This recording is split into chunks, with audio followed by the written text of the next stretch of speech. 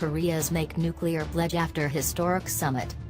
The leaders of North and South Korea have agreed to work to rid the peninsula of nuclear weapons, after holding a historic summit. The announcement was made by the North's Kim Jong-un and Moon Jae-in of South Korea after talks at the border. The two also agreed to push towards turning the armistice that ended the Korean War in 1953 into a peace treaty this year. The summit came just months after warlike rhetoric from North Korea. Speaking at a banquet after Friday's talks, Mr. Kim hailed the progress he said had been made. "We bade farewell to the frozen relationship between North and South Korea, which was a nightmare. And we announced the beginning of a warm spring to the world," he said. What is in the agreement? Details of how denuclearization would be achieved were not made clear, and many analysts remain skeptical about the North's apparent enthusiasm for engagement. An issue for the North is the security guarantee extended by the U.S., a nuclear power, to South Korea and Japan, and its military presence in both countries. Previous inter-Korean agreements have included similar pledges but were later abandoned after the North resorted to nuclear and missile tests and the South elected more conservative presidents. Mr. Kim said the two leaders had agreed to work to prevent a repeat of the region's unfortunate history in which progress had fizzled out. "There may be backlash, hardship and frustration," he said, adding, "A victory cannot be achieved without pain." Other points the leaders agreed on in a joint statement were: an end to hostile activities between the two nations, changing the demilitarized zone, DMZ, that divides the country into a peace zone by ceasing propaganda broadcasts, an arms reduction in the region pending the easing of military tension, to push for four-way talks involving the US and China, organizing a reunion of families left divided by the war, connecting and modernizing railways and roads across the border, further joint participation in sporting events, including this year's Asian Games.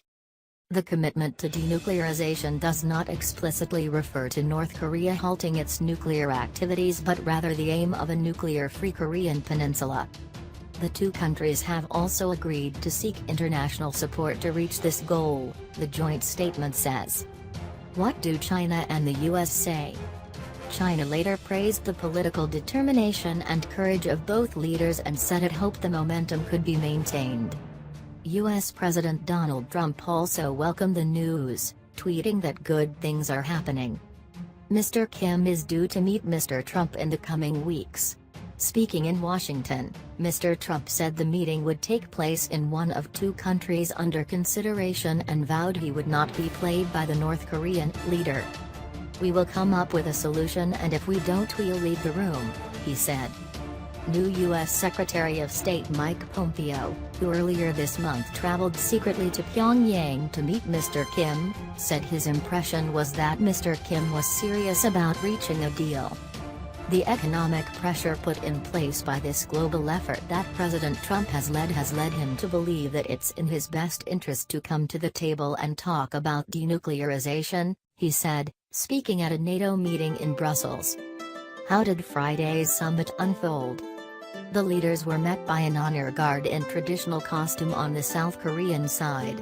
The pair walked to the Peace House in Panmunjom, a military compound in the DMZ. Mr. Kim then invited the South Korean president to step briefly across the demarcation line into North Korea, before the pair stepped back into South Korea, all the while holding hands. It was an apparently unscripted moment during a highly choreographed sequence of events. The two leaders spoke together during a session broadcast live on South Korean TV. Mr. Kim jokingly apologized to Mr. Moon for repeatedly forcing him to get up early because of the North's missile and nuclear tests. "I heard you, President Moon, had your early morning sleep disturbed many times to attend National Security Council meetings," he said. "I will make sure that your morning sleep won't be disturbed. Now I can sleep in peace," Mr. Moon replied. Mr. Kim also acknowledged that the North's infrastructure lagged behind that of the South. "I'm worried that our transport situation is bad, so it may discomfort you," "It may be embarrassing, for me, if you visit North Korea after living in the South's environment," he said. After separating for lunch, the two leaders took part in a tree planting ceremony using soil and water from both countries. They later attended a banquet where Mr. Kim was expected to be served the Swiss potato dish rosti, a nod to his time studying in Switzerland, along with the North's signature dish of cold noodles, and a North Korean liquor. Mr. Kim was accompanied for the symbolic discussions by 9 officials, including his powerful sister, Kim Yo-jong. How did we get here? Few had predicted a development like this, as North Korea continued its nuclear and missile tests and stepped up its rhetoric through 2016 and 2017. The rapprochement began in January when Mr. Kim suggested he was open to dialogue with South Korea. The following month the two countries marched under one flag at the opening ceremony of the Winter Olympics, held in the South. Mr. Kim announced last week that he was suspending nuclear tests.